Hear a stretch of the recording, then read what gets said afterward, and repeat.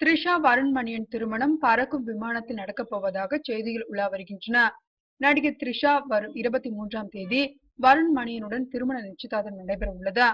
இந்த தகவலை அவரே அதிகாரப்பூர்வமாக தனது ட்விட்டர் பக்கத்தில் ஒரு வழியாக அறிவித்துவிட்டார். அதே சமயம் மார்ச் மாதம் திருமணம் நடைபெறும் என்று வெளியாகியுள்ள தகவலை த்ரிஷா மறுத்துள்ளார். ஜனவரி 23ஆம் தேதி வருண் மணியனுடன் எனக்கு திருமண நிச்சயதார்த்தம் நடக்க உள்ளது.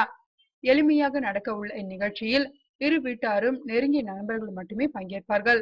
எனது திருமண தேதி இன்னும் முடிவு செய்யப்படவில்லை. அப்படி முடிவு செய்தால் அதை நானே முதலில் தெரிவிப்பேன் என்று தெரிவித்துள்ளார் த்ரிஷா. த்ரிஷாவின் இந்த அறிவிப்புக்கு காரணம் தயாரிப்பாளர்கள் தானாம். திருமணத்தால் படம் பாதிக்குமே என்று தயாரிப்பாளர்கள் கருதவே நடிப்புக்கு முழுக்கு போடும் எண்ணமும் எனக்கில்லை.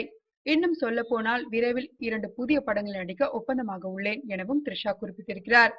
அஜித் ஜோடியாக என்னை அறிந்தால், ஜெயம் ரவி ஜோடியாக பூலோகம் என த்ரிஷா நடிக்கும் 2 படங்கள் ரிலீஸுக்கு தயாராகிவிட்ட நிலையில் அவர் திருமண செய்தியால் தயாரிப்பாளர்கள் அதிர்ச்சி அடைந்துள்ளார்களாம்.